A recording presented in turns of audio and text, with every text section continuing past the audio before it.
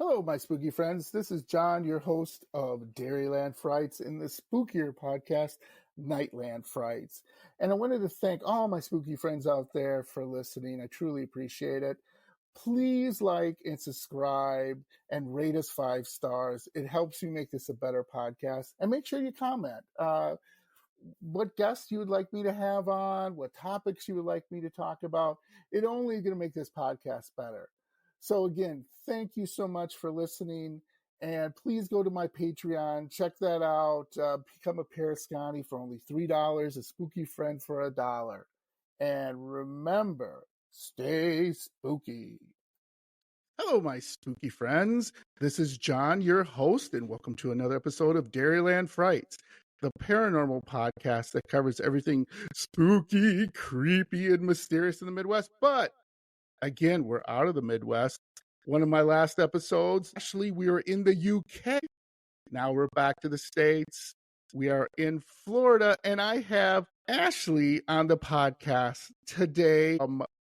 Ghost Girl, is that correct? Oh, yeah, close. Ghost.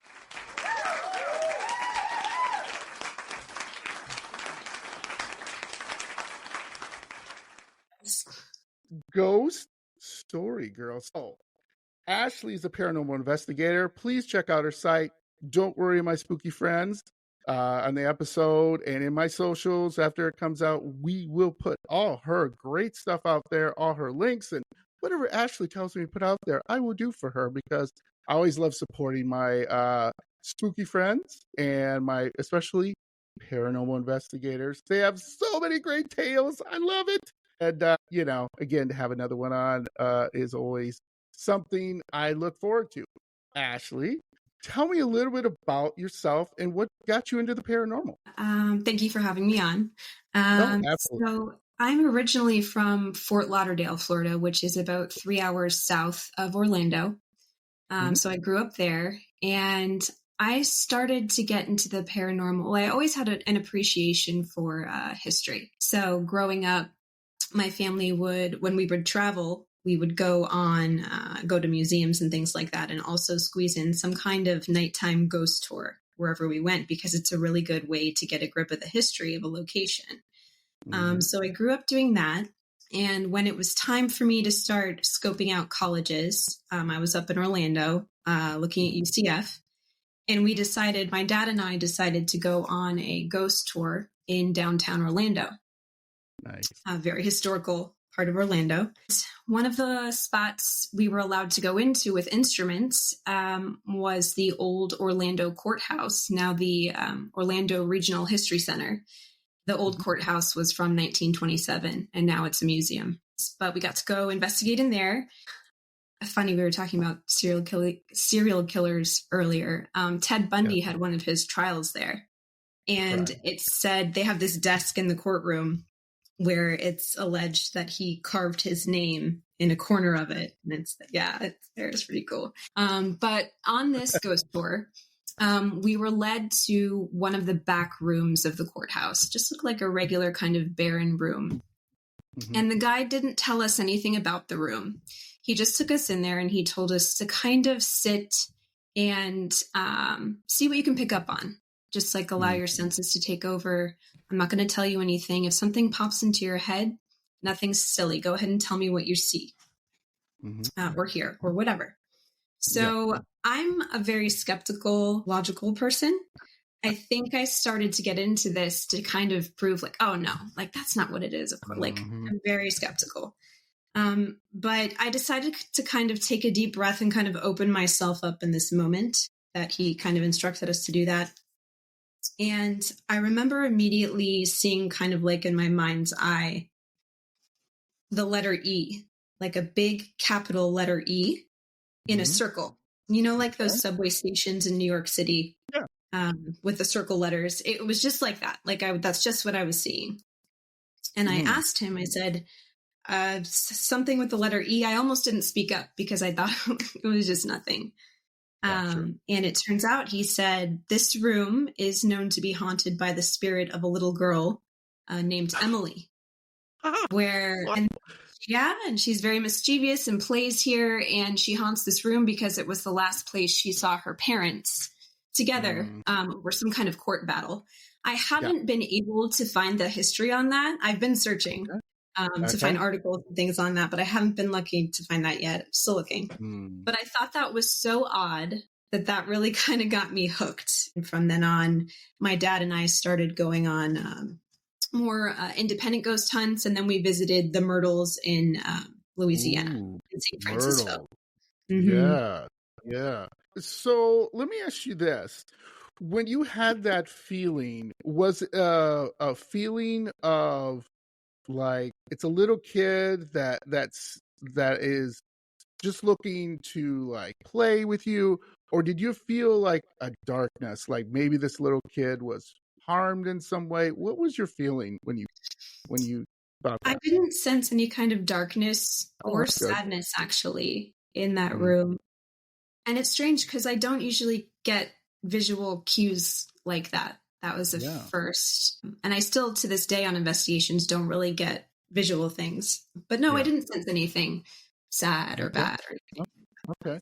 So are you do you feel you are not an empath, but someone who has a feeling that when you go, let's say you go into a house, is there anything where where you kind of can feel something, good or bad? Definitely. I think that everyone actually has the ability to pick up on energy like that.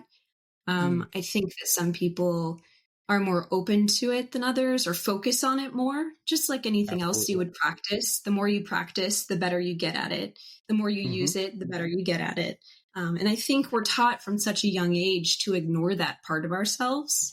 So, Absolutely. a lot Yeah. of people just brush it, right? Just explain it away in whatever way we can. But when you really choose to hone in and focus on that, it's Mm, amazing what you pick up on. Like when you meet someone and you just know right away, you get a bad vibe, right? You yeah. just know Yeah. you don't like them. You don't need to talk to Mm, them. You don't need to, you just know like there's a bad vibe. yeah. It's just Yeah. like Yeah. that. It's that energy that you can feel. So, yeah, I'd say Yeah. yeah, That's. Oh, I'm sorry. Go on. that I was done. Okay. You know what's funny to me is I just had an empath on one of my episodes and she was talking about that and she said the exact same thing you said, Really? that people do not bring that feeling forward because they're scared. I'm Right. guessing, Ashley, and see if you agree with me. I think there are thousands of stories out there that deal with the paranormal that people are too afraid to talk about to people because they may think you're crazy. You may think, Right. there's something wrong Oh, with I you. agree Do you agree completely. with that? Yeah. I agree Right? completely. Yes, Yeah. definitely.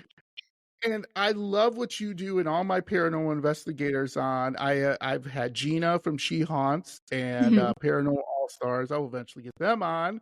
I've had 305 Paranormal on, and then Oh, also I'm trying to think of the other people I've had on, and in Florida. And one of the things that, again, they all tell me is like that the reason I did my podcast and the reason they do what they do, and tell me if this is true, is to kind of take away the stigma of the paranormal, right? It's okay to say, when I was 4 years old, I saw a ghost go into my room or sit on my bed, or I was definitely. downstairs, right? Would you Right, agree with that? right. Yeah. Yes, Yeah. and I've talked about this a little bit before. It was a very normal part of humanity way back when, Mm-hmm. 2000 years ago, Mm-hmm. Mesopotamia, for people to have daily chats about, oh, I saw Auntie the other day down the hallway who has been dead, Yes. but now she's back and she's a little out of place and wants something, and they need to go Uh-huh. seek the help of an exorcist, quote unquote, to put them back to rest. They used to have that in their culture, and it was Yeah. very normal back then. But as we've Absolutely. progressed with this technology, we've kind of Mm-hmm. blocked that part of our senses out, Mm-hmm. and then the introduction of religion, monotheistic religions, and things like that. It's really Mm-hmm. kind of like put a damper on, you know, the more pagan approach, I guess, to life. Absolutely. And that's something really interesting to me. Like, going back to what you were saying, my mom, what you were saying about meeting people, and you're like, my mom, she had that skill to do that, and she passed it to me. And I know everybody laughs, but I can tell you're a good person just by looking at you. I can tell. All right. Yeah. And my mom would meet people. This would be hilarious. Just a really quick sidetrack. My mom would like meet my like past girlfriends, and my girlfriend would come up and be like, "Hey, how are Uh-huh. you, Miss?" You know, and my mom would look at me after she left. She goes, "I'd go like, what, Mom? Come on, you don't even know her." And she's like, and then a month later we'd break up. Nothing because of what my mom said. Believe me, I'm not like that weird. You know, when my mom would Mm-hmm. say, "I don't like that girl," kind of attitude, she was just like, "No." She'd meet friends. She'd meet friends, Ashlie, and she'd be like, I don't know. But I've been No. friends with some of my from high school, okay, Mm-hmm. for Mm-hmm. years. And my mom always liked them. And she passed it on to me. Like, I can meet people, I can look at them and be like, something off about that person. Something off. Yep. There's just not right. Exactly. And isn't it weird? And that's why I love the paranormal too, because I go into certain places, not that I've investigated a lot, but the places I have, I just get a weird feeling. You know what I mean? Mm-hmm. There's just something off. There's something really Mm-hmm. weird going on here. And I've had some experiences we can get to later if we have time.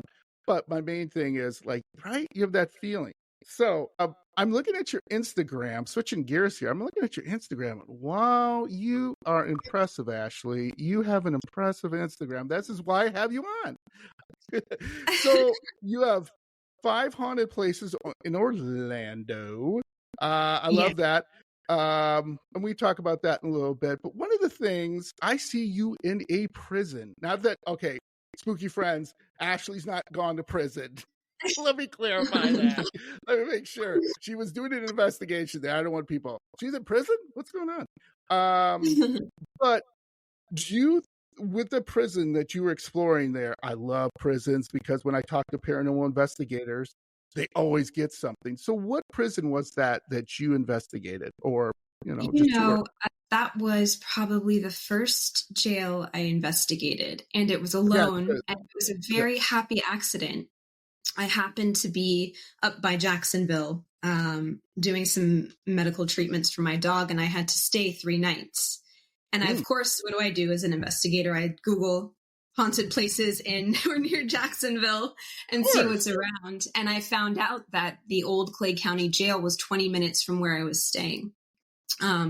So I decided a week before to contact the archivist there, because what they've done to preserve the jail is actually house the archives in the same building as the jail, in the old jailer's quarters.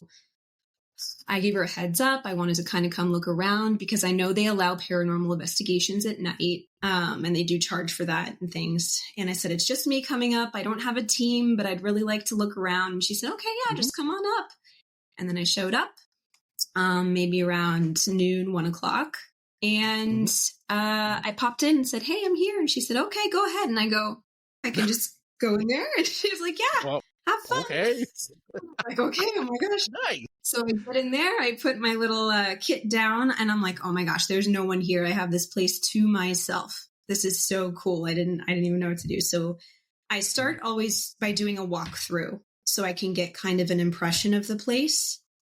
So I'm not immediately, having gadgets out or anything like that. I just walk through and see the areas and see what I can feel.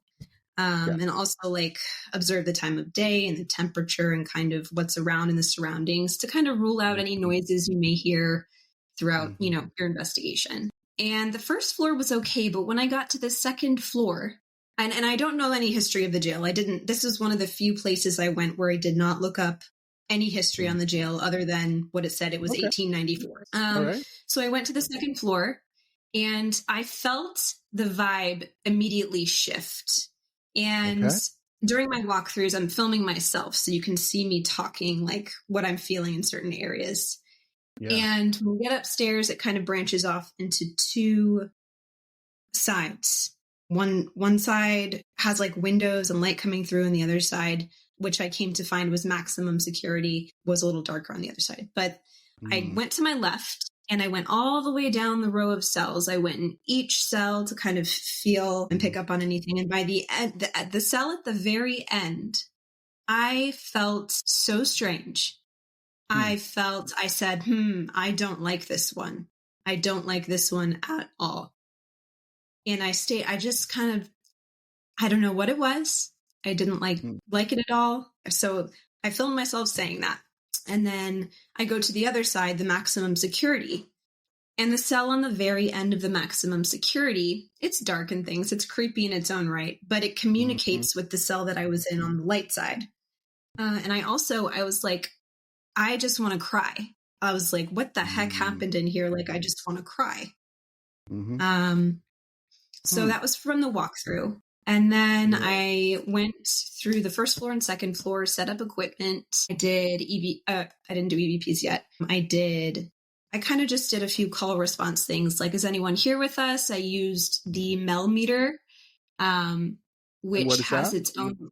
It has its own REM pod built into it too. So it's the Mel. It detects electromagnetic frequencies, temperature change, and you can also set it down to become its own REM pod, which means it can emit a small electromagnetic field around itself. And anything that breaks that field will make it beep and light up.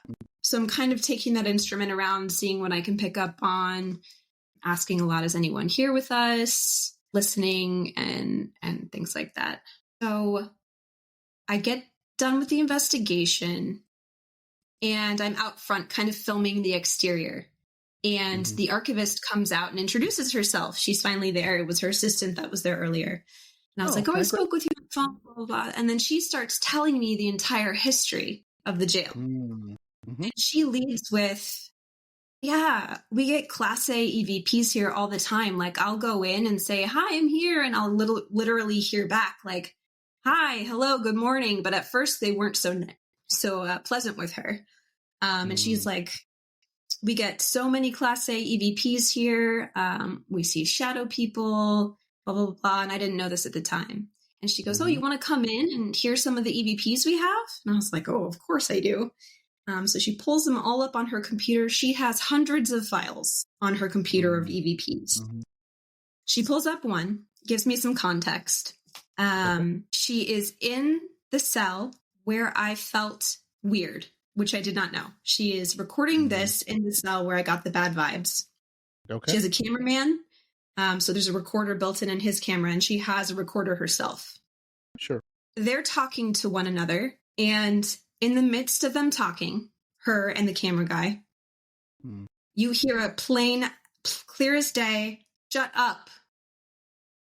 Like, just out loud, like another voice in the room. Her recorder got it. His camera didn't pick up on it, which is strange. Like, he didn't know, and they did not hear anything at the time. But on the playback, you can hear it like another person is in there with them, and it just goes, shut up. It's like chilling. Just like, that's what she meant by Class A EVPs. Those are the kind where you just hear them out loud. That's crazy. And the fact that it corroborated like what I was feeling in my initial walkthrough and the location in the jail too, it was just, it was so odd. So I decided to go back in because I didn't know the EVPs were really, really good there. And honestly, I was scared to talk and do EVP sessions in the jail by myself. Don't just blame because it kind of opens up a way of communication that I just wasn't sure, and no one else is there with me. It's not a very safe thing to do, I thought. But once she showed me those, I decided to go back in with my recorder, and Ashlie. I used also.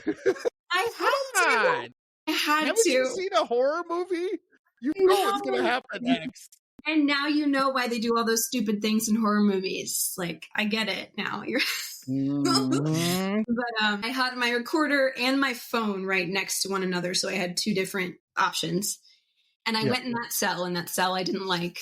And I asked a series of questions, and one of them was, the woman's name was Vichy Gehrig. I said, did you tell Vichy to shut up? And then I said, were you a prisoner here? And after I had a few more questions before those two, but after I said, "Were you a prisoner here?" You could hear me pause in the series of questioning because I swear, I could almost hear something out loud, like right in front of me. And I kind of got scared and I paused for a long time. And then I was just like, what color is my jacket? Okay, thank you. Like I kind of finished up really quickly. Wow. And on the playback, I got home, I didn't really listen to it because I felt like after that point, after that EVP session, I felt like I wanted to go. I felt like almost I was being pushed out. Like now it's time to go, get out. I don't want you here. And I just kind of walked very quickly down that hallway and got out. And I got home and I was listening back. And when I say, did you tell Vichy to shut up? You could hear, I did. Oh, wow. It's very bizarre. And I tried to clean up the other thing I thought I heard just outright, but I couldn't clean that up enough to hear any words. That was just a crazy kind of feeling and experience. There's something there, but I can't make it out. But I didn't hear anything after I asked, did you tell Vichy to shut up, until I played it back. Yeah. And it said that. Wow. I did. Yeah. Whoa. Wow. It was crazy. That is crazy. That is amazing. One of the things I was going to ask you too is jails are notorious for, unfortunately, touching women, saying things that was not very nice. So was your hair pulled? Were you scratched at all? Was any you didn't hear any other derogatory statements towards you as a woman? No, I didn't. The only time I felt like, okay, I need to leave, or like you don't like me and you don't want me here, is when I was asking those questions for the EVP at the end. And I think it was probably good that I wasn't really familiar with investigating jails. I didn't really watch any shows of investigations on jails or anything like that. And looking back on it, it's kind of like all of the things I was doing, I don't know if I would have done them anymore. I think I was just kind of going in blind, and it kind of helped with all of the investigation I was doing. Like I was laying in the cots and I was, sitting in the dark cells, and yeah. Ashlie, you're scaring me. I'm scared for you. Oh man. Okay, Yeah. so let's back up here. Back up before we get into more of the paranormal investigation. When was your first paranormal experience and how old were you? So it was, to me, the paranormal includes a broad variety of things. So I count that experience of me in the courthouse, picturing that letter, as my first paranormal experience. So I was 16 or 17, probably. Okay. All right. When I had my first paranormal experience. And then after that, we did an investigation at the Myrtles. My dad and I stayed in the house in the Judge Clark Woodruff suite. And you know what? I didn't sense very much of the Myrtles. I read the book that the owner had written on it with all the stories and tales. I don't know. I didn't feel too much. What happened during your first paranormal experience? Like, what happened when you were 16, you said? What did you see or have happened to you? Yeah, so it was just that experience at the courthouse that I had. Okay. And I didn't have anything for a long time. I didn't have anything at the Myrtles. I fell off for a while when I went to college. I stopped doing investigations and I was in school studying. And those shows started to come out. It kind of turned me off of the whole thing. Those silly shows. A lot of the paranormal investigation shows where people are running around in the dark talking about demons and screaming at every little noise. And I don't know, it was just so silly. I just kind of got turned off from it. And I wasn't traveling as much or exploring things. I was just studying. So I kind of fell off. And when I met my wife and we started traveling again, I got back into like going on the ghost tours, and then it kind of got reignited. Also, I really like the Portals to Hell show. I think the way they investigate is wonderful, and it drew me right back in. And I was like, oh, wow, look at all this new stuff they have. And they're actually incorporating the history, because the history is vital. to any paranormal investigation the correct history. And I think that's what the problem is with the Myrtles. The story that they've spun for so many years is not even true. It's not even based in any kind of history. Like, and we have the records to prove it. So we don't go in, like investigating hauntings. We go in investigating stories of hauntings. Okay. And the story has to be backed by, real history for it to be legitimate. So you can figure out what you're picking up on, hopefully. Yeah. Does your wife go with you on these investigations or not? So since I've started, she's definitely opened up to it. At first, she was very hesitant. She's from Brazil, and in Brazil, the African religions are still very much a part of normal life. She kind of grew up Roman Catholic. Neither of us are religious, but she did attend a few sessions in Brazil, like I'm sorry, it's not Macumba. Anyway, she went to a ceremony one time, and it kind of freaked her out. So she didn't disbelieve, but she was kind of like, I'll just let it be. I don't want to mess with it. But since I've been getting involved more and more, and she's been seeing what's been happening on investigations, because I tend to film a lot, she's very interested. So she has started coming on investigations, and she recently did investigate with me at the old St. Augustine jail. We did a midnight investigation, and that was crazy. And I was so happy she was with me, because it was the first time I did an Estes session by myself, like actually participating in one. And you kind of have to have that trust there with the person. So I was really happy that she was there with me doing it. I love that, because I get it with your partner, husband, wife, whatever you want to say. If they don't believe, it's not like a deal breaker. Let's just put it that way, right? But it's kind of hard because they don't understand if you get back and you're dealing with maybe some type of trauma or something, right? It's not like you got into a car accident, God forbid. Let's say, you know what I mean? That's a real thing, right? But if you come back and there's scratches on your arm, right? And you say, oh my God, I had this investigation and it got out of control, and I don't, it's kind of understandable. But I'm glad because it opens to a great conversation for you, right? To talk about the afterlife and talk about your different feelings and what you feel about this. And I think that's great. I love that. And, for some couples who are like, you do what you do and I do what I do, that's fine. Nothing wrong with that. But I think it's better if you have someone a little more open-minded, even though you're a skeptic like me. That's something that is a good thing, right? Because you don't believe everything at face value. So right. Awesome. Yeah, it's a healthy skepticism. And you want to hear a crazy thing? It involves my wife from experiencing what I did at that Clay County jail. So I get to my hotel after that investigation, and I order dinner, and I always take a picture of the food, and then I wanted to take a selfie and send it to her just to be like, hey, I'm home. I'm at the hotel. I'm okay. And I just held the phone out right in front of me, just like a normal selfie. My hands were even on the table. Okay. Just not moving. And I snapped two. I just went like, doop, doop. Yeah, sure. And I looked at the first one, and it was completely blurry. And then I look at the second one of the same exact photo. I didn't move, and it's clear. And I was like, when I was leaving that jail, I kind of got out of my car again because I forgot to say, like, goodbye, please stay here. Thank you. Like, ending the session.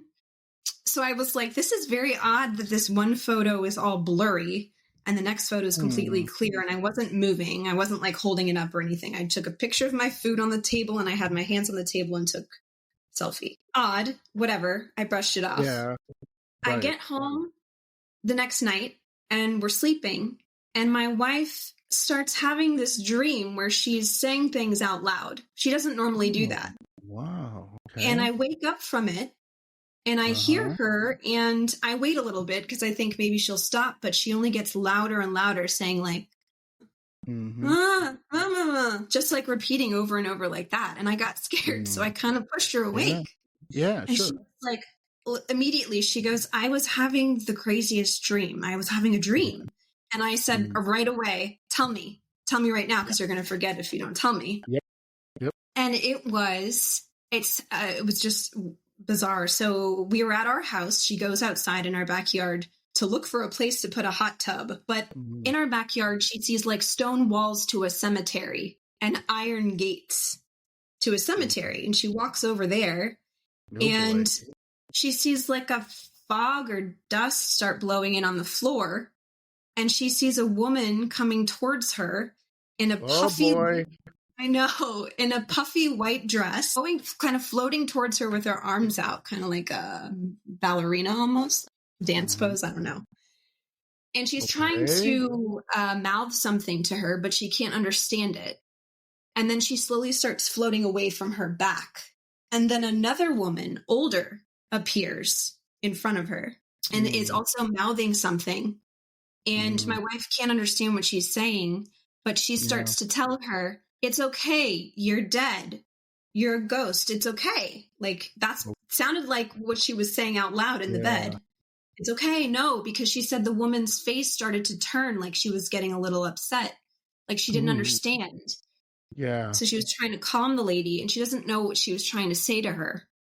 And then I woke her up and that was immediately after I got back from that jail. I mean, she doesn't have dreams like that every day. It was just a very bizarre thing between that investigation, the photo that happened, and then the dream. Wow. Yeah. That's, and you had no idea what it meant, I'm guessing. No, I don't know if it was like some spirit guide of hers trying to warn her or that I brought something or that I shouldn't be doing something or I don't know because my wife has had some experiences of her own spiritually and she's very sensitive to things and she has a sense where she picks up on things, not quite like I do, but she just like knows things immediately. So I don't know. I feel like she has some kind of strange connection maybe with the spirit realm and they're trying to tell her something. That's what I kind of took from it, but I don't know. Yeah, that's absolutely fascinating to me because there's some people who have that, can see what's going on and everything like that. Especially when some episodes were coming out, Ashlie, I talked to two empaths and they have some crazy stories about something happening to them and they had to go to this person they didn't even know and explain to them, this person, your father, your mother is coming through me and they need to tell you something. And I'm just like, how would you deal with that? Right? Yeah. That'd be a rough gig. That'd be a rough gig to wake up every morning and see that spirit following you and being like, I need to tell you something. I need to tell you something. And you're like, okay, let's deal with it. But they have a really good sense of humor about it, which is absolutely funny to me. They're like, all right. Kind of attitude. I'll tell her. Jeez, go away. So let's get into some spooky stuff, shall we? Because that's what my spooky friends listened to before. Tell me about one of your spookiest or creepiest investigations where, you know, you were at it and things were just, wow, this is strange. There's a lot of stuff going on here. Probably the St. Augustine jail. That place is, and we didn't even get to investigate half of it, and it was wild. So it was my first Estes session, and we had gone to the midnight investigation. It's called the Old Jail After Dark. And there was only. Can you back up for a second? Could you explain Estes again? Like, what do you do? What's a little different? Estes session is a method of investigating. It involves usually two people. It could be a little more, but one person is the receiver. So the receiver wears a pair of noise isolation headphones and a blindfold, which puts them into sensory deprivation. And they plug those headphones into a spirit box. A spirit box is basically something that just produces radio frequencies that you can control and manipulate the speed and the direction of the frequencies. So AM or FM, a forward or reverse, and the speed of that. The idea is that spirits can communicate through the frequencies with words from the radio. Okay, so the receiver is in total sensory deprivation. They can't see, they can't hear. They can only hear what's coming through in the spirit box. The other person involved in the Estes is in charge of asking questions. So walking around the room, asking, is there anyone here with us? What's your name? Going over to an object, talking about that. And the receiver can't hear what they're asking. They're just supposed to say out loud what they're hearing coming through the spirit box, which is supposed to remove any kind of bias from either investigator. So in the old jail, we did a walkthrough, and I decided to start investigating in the room where I actually felt strange. When I was on the first floor in the sheriff's office area, I felt a weird tingling up my right arm, and I just felt odd in there. She was telling us a little bit of the history, and then they had already set out paranormal tripwire. They call it that because it's just basically a string of lights that's activated by like motion, like a very hard motion or vibration, or movement. And those started going off, and I actually kind of jumped. I was standing across the room, and I didn't expect that. And everyone went, oh, they screamed, and I like jumped and ran over to my wife because I didn't see it. That already got me like, oh my gosh, what guys, silly. So I started in that room with the Estes session. And in that room, since the old jail is actually a museum, it has all of the original objects that belonged to the sheriff in the 1890s. By the way, it said that the sheriff died in the jail. Oh boy. And also it was common for the jailers and their families to live in the jail. Just saying that. So there was the original desk, his original typewriter, and his original guns were on the wall. Yeah, it was really cool, actually, to be able to do this and have like free roam. So I sat in the middle of the circle of paranormal tripwire, the lights, and I sat and I put my headphones on and I went into that Estes session. And I had cameras set up, so I'm filming. My wife is also filming. And she starts walking around and asking questions. And about 8 minutes or so into questioning, I wasn't saying anything. I wasn't hearing anything. I didn't see her, right? She gets over to the typewriter and she starts saying, this is a nice typewriter. Can I use your typewriter? And like going by it and asking. And I didn't know she was questioning about that at the time. And I start hearing through the static of the spirit box, big, chunky metal typewriter keys typing. Boop, boop, boop. Like that metal, metal and cling. And at first I was like, is this the static? Because when you're listening to a spirit box, sometimes it can go like, right? So you have to kind of listen in between that. And I waited a little bit and I was like, am I hearing that? Am I hearing that? And it was just getting louder and louder. And I said, I'm hearing like typing, like key typing. Oh, and my wife just happened to be talking about the typewriter asking. And she was like, good. Can you type more? Can you type more for us? And as I'm listening, it's getting like louder, almost like a train coming closer to you. I hear it getting louder and faster. And I say, it's getting faster, like really, really fast. They're typing really fast. And it just correlated perfectly with her line of questioning. It was just undeniable. I didn't know what she was asking. I know. It was pretty crazy. And then in that same session, we didn't see this, but going back in the footage, we saw it. The overhead light was kind of flickering, so it was hard to tell anything that we had equipment-wise lighting up around us at the time. But we use what's called cat balls. It's just what it sounds like. It's a cat toy, those motion-activated light balls, to kind of place around the room to see if we can detect any kind of motion. It's a cheap, effective way. And she gets in front of me, still under Estes, and says, is there anywhere else? Is there someplace else that's better to investigate? And in the corner by the exit of the room, the cat ball starts blinking. And we didn't see it at the time. Oh, okay. And then she says, upstairs? Should we go upstairs? No, I'm sorry. I'm sorry. She said, is there any place better to investigate? And the only other response I had besides the typewriter was I said, yeah. So she said, is there any place better to investigate? And I go, yeah. And she goes, where?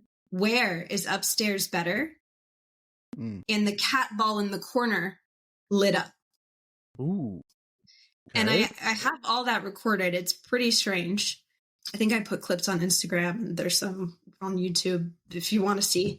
But that was bizarre. And we didn't see that before. We just so happened to go upstairs in the room directly above that room right after, where we got some more crazy interaction with the cat ball sitting on a desk by a book. Okay.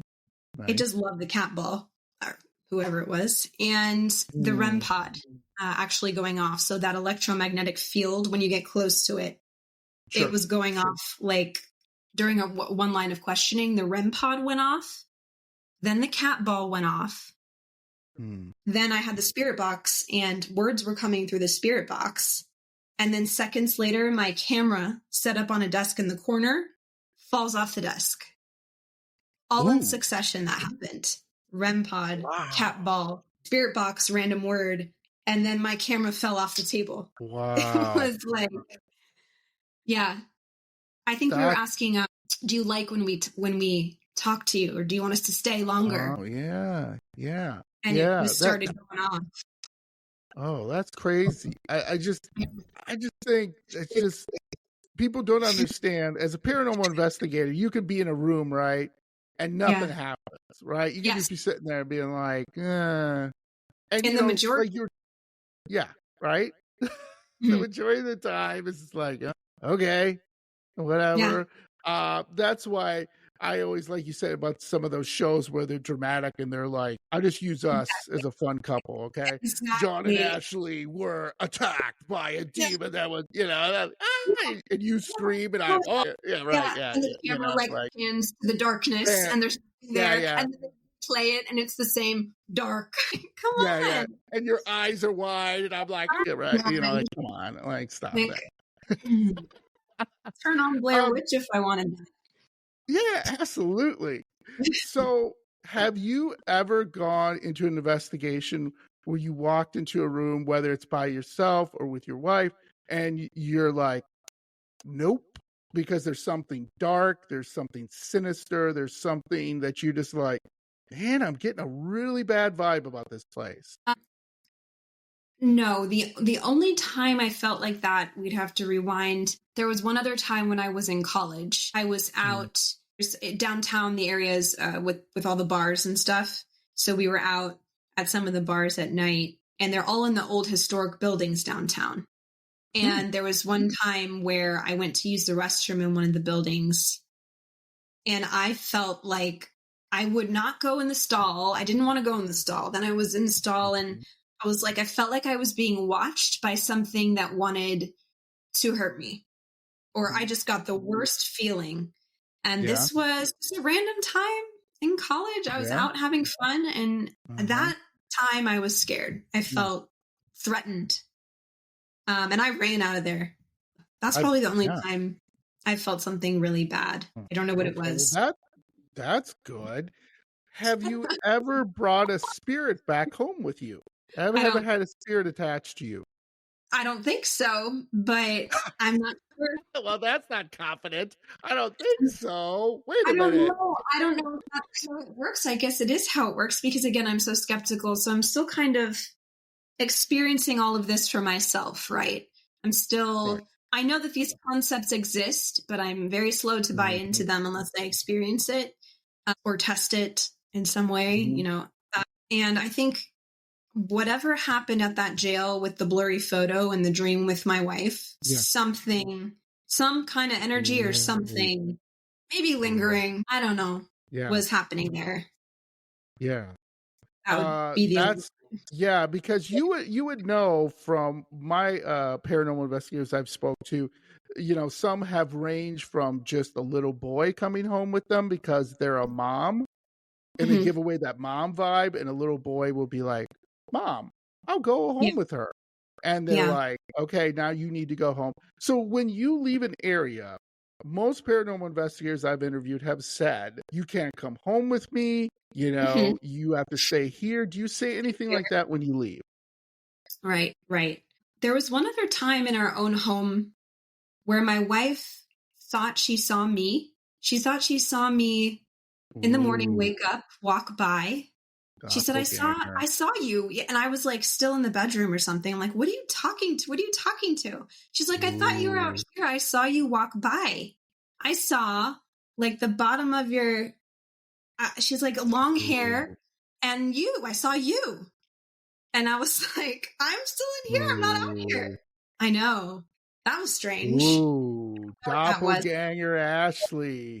I I'll didn't think remember that one. a little creepy if we want to use that word. That's not a good sign. But that was That is, before I started getting into all this again. Like this was a few years ago. Yeah. oh, doppelgangers. I did a little thing on that. That is not good. No No. doppelgangers, please. That is scary. And the great stories about doppelgangers is like some people have said just exactly that. Like, Mm-hmm. like, hey, hun, okay. And then you go back into the bedroom and you're in the bed, Yeah. still sleeping. You're like, wait a minute, how the hell did you get Yeah. here so fast? And you're like, what the hell Yeah. are you talking about? I'm not up Yeah. yet. Exactly. And she goes, Right? No, she no, no, no. swears. You were in the bathroom, right? Yeah. I'm like, babe, you were just tired. You thought you saw something out the corner of your Mm, eye. You see me all the time. And she swears it was me. yep, She swears. I absolutely. don't know. And A one time lot of stories like that. I'm very skeptical of those apps, the spirit apps on your phone. Oh, right, There's right, right. I one smashed called that. Spirit Talker. Yes. And I think it's like $2.99 or something. And I just decided to get it one night. I was home alone. My wife was working and I'm cooking in the kitchen and I just turn it on and I'm like, hello, is anyone here with us? Is there Oh anyone boy. here? And I'm in the kitchen, whatever. And it spits out hide, like the word hide. And I go, Mhm. you want me to hide? And it Mm. goes, hiding in the dark. And the whole front room of Ooh. my house was dark. It's dark. And I went over to the phone Oh, and I turned it right off. I hell was like, yeah. no, it's probably nothing. Yeah. Now I'm It creeped me. scared. It creeped me out in my own house. I was like, what? It creeps me out, and I'm not even there. Thanks a lot, Scared. Ashley. Now we have a nightmare. Thanks a lot. Dogs constantly. I'm like, guys, are you sensing anything? I'm like watching them extra vigilantly. Like, are they Yeah. seeing anything? Are you, bark, bark, bark, bark. Yeah. Like, what's going on? No. Oh, that's Yeah. hell no. Hell to the Yeah. no. Not no. I'd just be like, Yeah. oh my God, that's crazy. So one more question before we get into our main topic here. Where would you love to investigate that you haven't yet? It could be anywhere. Anywhere Mm. around the world. I'm going to give you a ticket. I'm going to win the lottery, Ashley, and I'm going to give you a ticket Okay. and my private jet so you and your wife Ooh. could go anywhere in the world. Where are you going to do an investigation? Dracula's Castle. Dracula's Castle. Get out of here. No. That's You said what I want to do. Yes. Transylvania. Come on. Yeah. Oh, We're going to do it someday. we're definitely doing it. It's done. It's settled. Unbelievable. Every time I say that, people go like, I don't know, maybe go to like a Bobby Mackey's or go to like, this place in Florida Yeah. or go to this place in Texas or go to this Yeah. jail or go. Yeah. You, totally. I know. What Love is it. the weird synchronicity? Woo. Now I have to win the lottery. Let's go. So that is awesome. Yes, track that. Go to Dracula's Castle. By the way, I always tell people go Google Transylvania. It's not the Hollywood crap. It's No. absolutely gorgeous. Because Yes. nobody goes there. No. Nobody, because they're No, like I know. Transylvania. And I'm very into finding the accurate history and stories of Yeah. places because I honestly think the real history and the real portrayal of things is much more terrifying than any more kind of spin you can put on it. Like, so I try to really research the heck out of things before I Yes. go, and so I can get the most accurate story. Yes. You and me are on the same page with that too about history. Is people think history is about memorizing dates and Yeah. you know what I mean? I taught that in school. At least I was. 1776. No. What you want to know is why did the United States say, "Screw you, the Britain, I went out of here." You know, we don't like. Why did they do that? That was so stupid. When you think about it, it's like you have a country that's basically taking care of you, and you go, "Yeah, I'm out. Get Yeah. out." And you're like, Yeah. that's what you want to know. Like, why did all these people go, Exactly. "Yeah, Mm-hmm. I don't want a king anymore. I don't want anybody. I don't want to have an army looking after me. I want to do my own thing. I Mm-hmm. want to do this independently." Yeah, just And the when progression in the story of humanity and our nature and why things happen. That's all it is. And the different cultures. Oh my God, I just love exploring different cultures since I so was a do I. kid. I couldn't get enough. I would check out books. I'd try to teach myself hieroglyphics. I was obsessed with like ancient Egypt and Greece. I just love cultures. I love that. I love that too. That is amazing that we're on the same page with that too. I always felt, I mean, this isn't a good thing, but I always felt, I researched my name and my name goes back to Switzerland. Mm-hmm. And my family were kingmakers. So we were the people behind the kings. Oh, So we decided what was going on. And I've always thought, okay, like I love Viking shows, and I've always thought I was a Viking. Like I was running now, not good. Some of the stuff they did, I yeah. apologize for that. But I'd be the nice Viking. Like I would come up to you and be like, "Hi, Ashlie, how are you? Can you give me your money?" And you'd be like, "John, I don't have any money." Be like, "Okay, I'll see The ya." Vikings Like I were wouldn't hurt you at all. The Vikings knew what was up. The Vikings were everywhere before anyone was anywhere, and no one gives them credit for it. There were No. Russian Vikings. Yep. There were way up north, way Norwegian Vikings. They're everywhere. Everywhere. It's fascinating. So it's not just the tiny little area that we know and the Yeah. berserkers and the warriors. They have such a crazy culture. And actually, they took really good care of themselves. Like Yes, they did. would find their burial sites with like brushes and pumice stones. And it was said that every Saturday they made sure that they washed and groomed themselves and they had hairdos and braids and things. That was all a part of their culture, the men. Yeah. So they were pretty on top of everything. I'm telling you, we are whatever you want to say. We're in it. So that's awesome. I love all these things, but let's get to our little topic, shall we? Let's do a little teaser here. I'm gonna give you a little tease. Ashlie, what if I told you there was a doll so terrifying that anyone who mocks this doll has vivid nightmares that seem real, drives a person insane, and their lives are filled with tragedy, even leading to death? What do you think? That's kind of scary for a doll, right? A doll. Ain't no doll gonna save me. So what am I talking about? This has been done many, many times, but Ashlie lives in Florida, and I'm going to convince Ashlie to go to this museum one time and check it out for me. If you could do that, if you ever have the time, and do I don't think you can do a session from there, but they have a museum where you can go in there and investigate. Let's I'll twist my arm. I guess I could. All right, I'm twisted. I mean, I could stay in the house. I could stay in the turret room where he lived. I could visit him, and we could see what happens. Let's talk about that offline sometime and put that when maybe when it gets a little closer to Halloween or something. Maybe a little spookiness. Well, we'll talk about. We'll figure something out here. So, according to legend, Robert the Doll has supernatural abilities that allow it to move, change his facial expression, and make giggling sounds. Which, God, I don't know about you, Ashlie, but okay. So I have 2 kids. They're growing up right now and everything. Whatever. But if I was in a room and I heard, let's say I'm just in a room investigating, you say, "John, go over to that room investigate." I'm by myself. And I heard a child giggling. That's, I don't know. How about you? A little scary, a little spooky if you hear that? That would creep me out for sure. Yeah. For sure. And I'm not talking about the silly giggling like hee hee hee when you tickle a kid or whatever, like whatever. Or you got tickled when you were a kid, like probably remember you like, yeah, this cute little thing. No, I'm talking about that little sinister giggle, like hee hee, and you're like, yeah. So some versions of the legend. Now remember, this is a legend, but I'm going to talk about some things that happen that will make you go, maybe I should take this for at face value. And Ashlie and I are skeptics. Most of my spooky friends listening are skeptics too.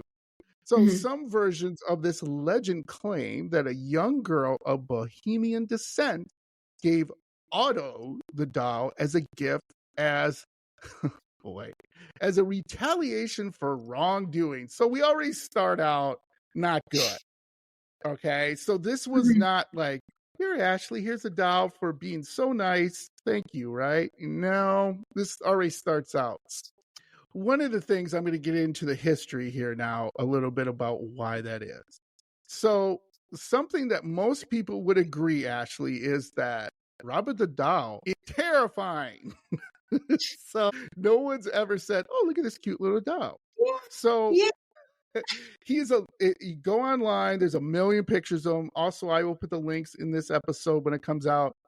You can go to the actual museum where it is at in Florida, like Ashlie and I talked about. I twisted her arm, and we'll work something out later. So he's a little boy in a sailor suit. Looks really cute. He has a careworn face, which means, it's kind of beat up, kind of looks a little worn. It's only vaguely human, which I love that the author said that. He has a nub of a nose that looks like a pair of pinholes. He is covered in brown nicks, like scars, which that's like, okay. His eyes are beady and black. He wears a malevolent smirk. He's hands clasped in his laps. He's holding his toy, a dog with garish, popping eyes and a too big tongue lolling crazily out of his mouth. So in other words, it looks like this crazy dog. He's holding this crazy dog that's about to attack you. So this is already starting out not so great. And here's some other things that people also agree are true about Robert.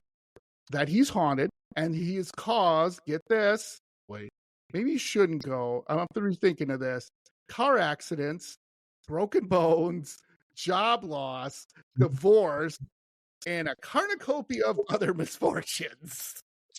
Now, okay, I don't get car accidents. Okay, all right, broken bones. Not sure what that means, other than when that happened. In other words, what I'm trying to say, Ashlie, is like any of these things can happen to you anytime, right? You can do a car accident. Yeah, go ahead. One thing I heard was there was a ghost tour guide who got a tattoo of Robert, on him, and wound up dying shortly after getting the tattoo.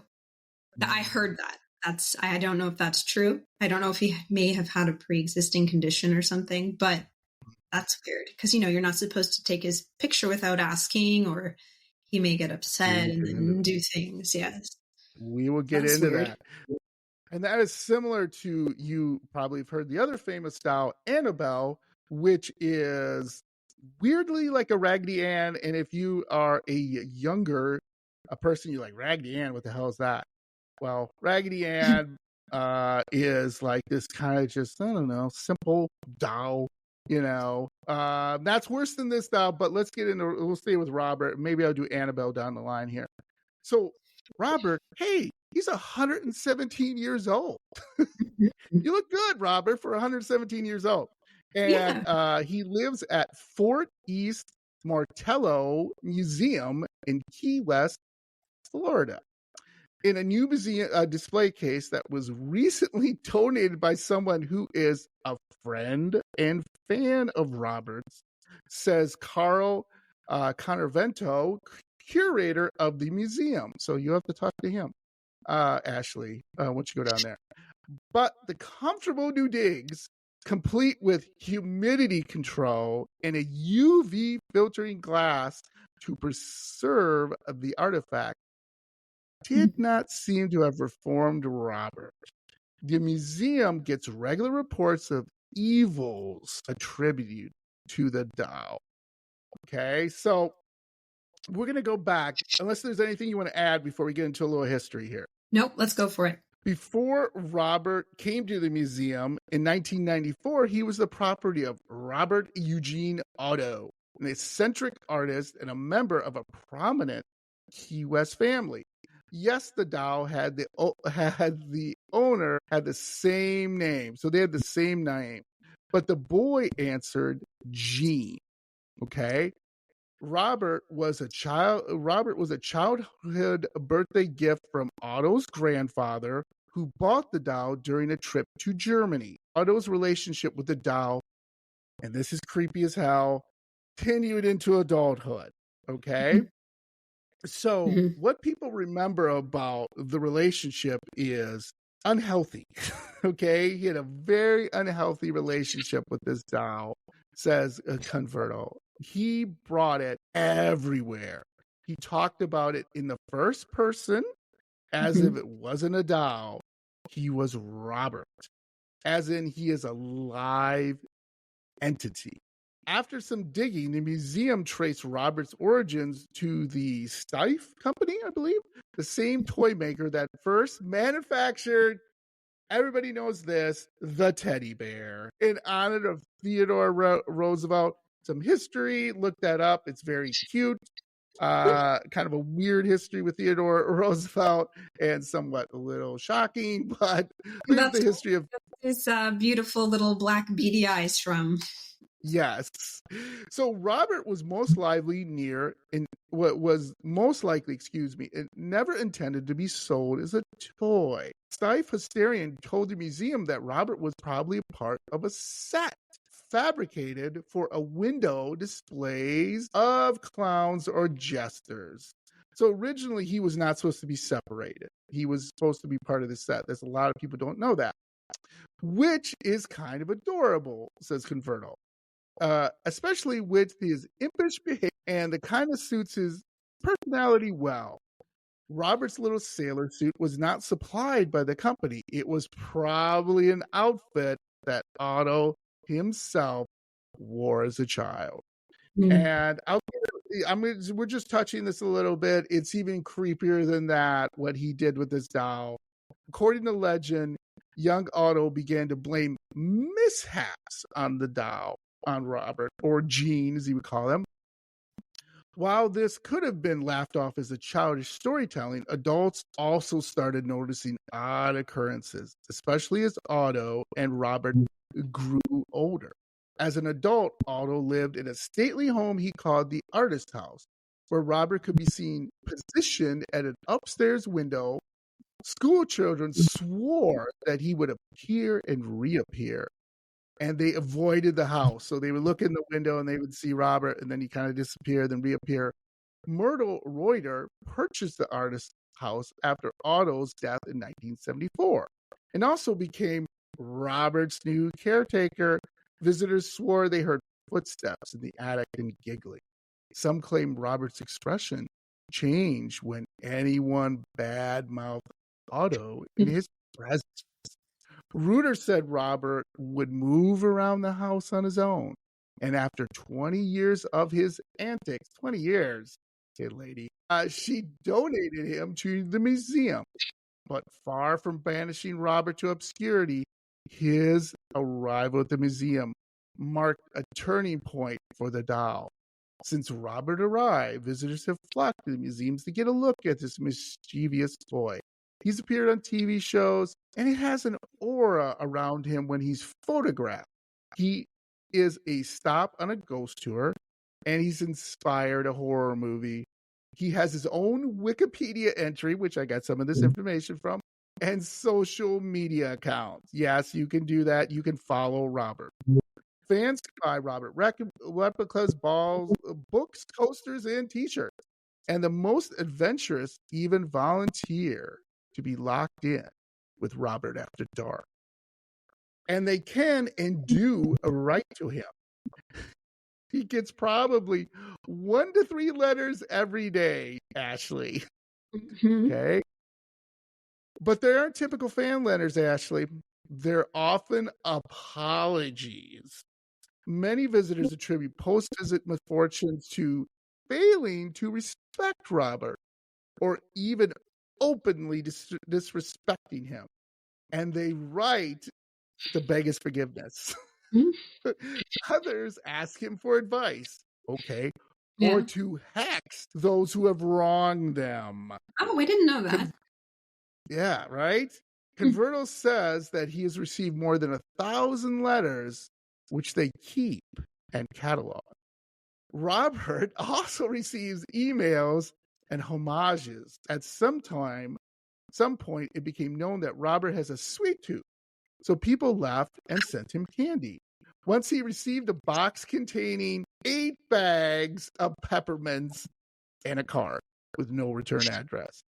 Exercising caution, the museum staff does not consume the treats. I'd be in big trouble. Guests leave him sweets, money, and occasionally joints. So, marijuana. It's completely inappropriate, says Converto. We are still a museum. So I can see these guys like, hey, man, come on. What's up, Robert? Hey, Rocky. Converto says that Robert's caretaker once a year administers a checkup, taking him out of the case and weighing him, okay, to assess whether the humid Florida weather has adversely affected his straw-filled body. She is also his proxy, receiving and reading all his emails and letters, running his social media feeds. So several years ago, she photoshopped Robert's knobbly face onto the now famous picture of Kim Kardashian popping a bottle of champagne into a glass balanced on her behind. It was to attract attention to a campaign that would score the museum a grant if it garnered enough votes. Through the combined forces of Kardashians and Robert's celebrity and the Dow's social media, he has almost 9,000 Facebook likes. And the museum won the ever grant in a landslide. Occasionally, Converto responds on Robert's behalf. She tries to send something to every child who writes him. And Jean, or Robert, has always had that childlike temperament, Converto says, along with him, and we feel like Robert would want to be kind to children. She also has responded to more poignant ones, such as email from a girl who was being bullied at school. So they asked, and she is wanted Robert. Yes. So, okay, maybe he dies. Okay. So Robert, is he haunted? So what she has said, Converto said, I don't know. I don't, she says. I've never had a bad experience with him. I've never felt uncomfortable. It's always been a very basic relationship. I had a job to do, and I go and I do it. And whether they're haunted or not, he allows, Robert or Jean allows me to just get on with my job. It is annually, though, rotated to an old post office custom house in October, and it's somewhere, what they say is, I think in Florida still, and it's just one of those, let me see here, I'm trying to see, yes, so somewhere in Florida, I don't say where, I don't know why, but they rotate them to this post office so so I'm like, okay. So I don't know why they rotate them. One of the things too is, again, I didn't get into some stories here, what has happened to people, and get into certain other things. You can read about it, and I'll put it up too. One of the things I think is really interesting is just look at the relationship Otto had with Robert and stuff. His owner at the beginning, pretty disturbing stuff, and also. I'll post some of the stories on here. Like I said, I didn't get to them actually. There was a number of them. One just real quick one. This one guy was like making fun of Robert, and he just took the picture. And after that picture, he was killed in a car accident, like immediately right after. And then the someone got his phone or something like that. And when they showed the picture to like a paranormal investigator or someone in the paranormal, they said, did he mock Robert? Did he say anything? And she was like, yeah. So it's like, oh, you better write something to Robert, Wow. and say you're sorry. And so she didn't believe it though. But one day she said she was sitting there and the phone all of a sudden just didn't catch on fire, but it like just burned out. Like she couldn't figure it out. Like it just went dead. So she went to like, a cell company and said, what's going on? Couldn't figure it out and what's going on. So eventually she did write a letter to Robert saying, sorry, blah, blah, blah, really. And then she said, everything in her life kind of went back to normal. And there's many stories have led to where people, like I said, have lost their job, have a car accident, have gotten divorced, have been just on and on and on and on and on. So if you ever see Robert, what you're supposed to do is go up to the case, say, hello, Robert. My name is John. I would like to take a picture of you if that's okay. And then you can take a picture. And if you don't say that, some bad things can happen. So before we end the session, end this episode, what do you think, Ashlie? Haunted, not haunted? So something I think has legitimacy is the idea that there was a Bahamian nursemaid who took care of Gene in the home when he was young.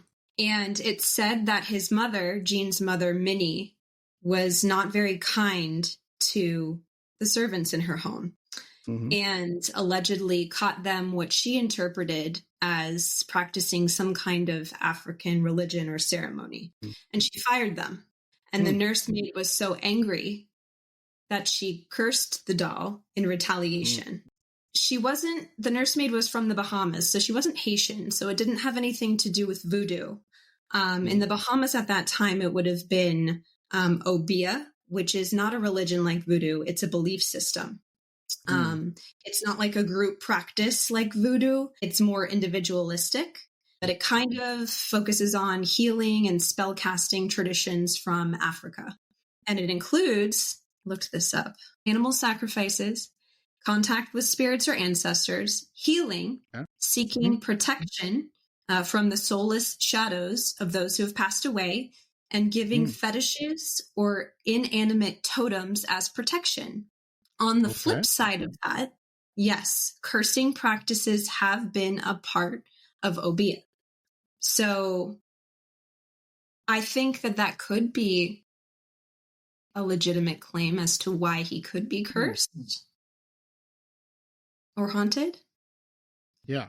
Those African religions are very spiritual. I mean, they go back, there's probably 6,000 years original to Africa, and it's one of the oldest religions that pertains to how humans interact with the elements and the earth. Those religions are intense. I could see that happening. Another weird thing, I don't know if it's true, but it's said that the aunt of Gene came to visit, so Minnie's sister, his mother's sister, and took a look at the doll and said, that doll needs to go. He's evil. He's possessed. There's an evil spirit in him. And Minnie, his mom, got so worried that she wanted to get rid of Robert altogether. And the next day, his aunt died. Okay. I don't know if that's true. I didn't get time to research that. But that's odd if that's true. Because in these, religions, it's, they believe that the spirits most often express their displeasure by making people sick or harming them. Yeah, right. If spirits were not happy. That kind of supports the argument of Robert being possibly haunted, I think. Yeah. Or, absolutely. Yeah. If you want to be really skeptical about it, Gene had problems since he was a child. He had emotional disturbances. He was a very creative boy. He was a brilliant artist. He wasn't just like trying to be an artist. He succeeded. He studied in Chicago, New York, and Paris. His wife was equally as talented, Annette Parker, a concert jazz pianist who played even for the King of England. Like, these weren't just some people that, But sometimes creative, brilliant individuals do suffer from forms of personality disorders or mental illness, based on outbursts as a child, things being thrown around the room, it proceeding into his adulthood, talking to him like he was real. The reports from the 1940s that children would see Robert in the windows moving around in the turret from window to window. Perhaps that was actually Gene making him do that, and then he didn't remember that he was doing it and manipulating the doll. If you want to get real skeptical about it, who knows? Like, it was an eccentric, talented family. They actually owned a deer as a pet. The deer is buried in their grave plot and has its own statue. So they're interesting people. Yeah, I like interesting people. That is a good word used. So, yes, I'm going to do a yes or no, Ashlie. Haunted, cursed doll, or nah, I'm not If buying ever it. a doll were to be cursed, it would be Robert. I'll say that. Yeah. And I really want to revisit this because, like I said, I just skimmed kind of over it and everything like that because there's so much involved in it. And like you said, you did. Thank you so much for adding that additional history. That was very nice, and it really filled in some different pieces and everything. So yeah, that's why the history is so important, to get all those different contextual layers to your case. Yeah, absolutely. And like I said, we got to figure something out that you can go down there and do an investigation, and then have you back on, and you can tell me what's going on.